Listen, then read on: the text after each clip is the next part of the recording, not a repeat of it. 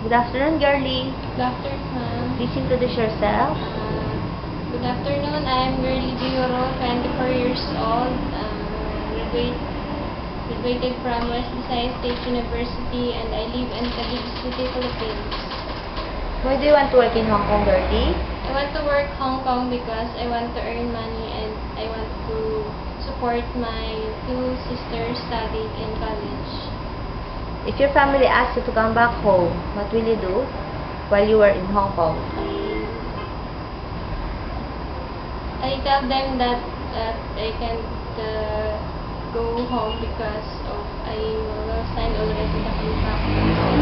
What will you do if your employer is always angry with you? If my employer is always angry with me, I will do something to be good to there. Kitchen appliances, you know how to operate, girlie? Yes, ma'am. Like washing machine, microwave, oven, heater, and something. Before doing your laundry, what will you do to the clothes? I will make them white and separate them according to the colors, and first white.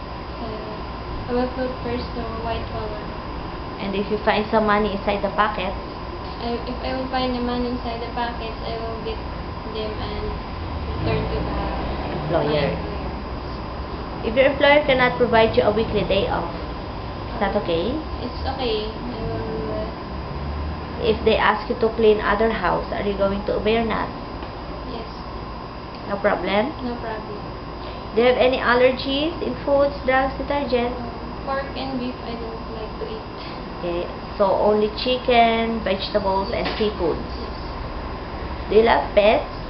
Yes, ma'am. Even big dogs? No Yes, problem? No problem. Okay. Any message from future employer, girlie? Yes, ma'am. Hi, sir, ma'am. Good afternoon.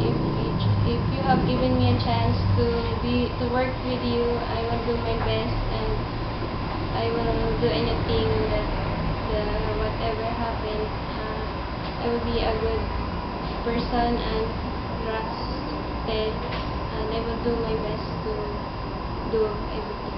Okay, that's all. Thanks for coming.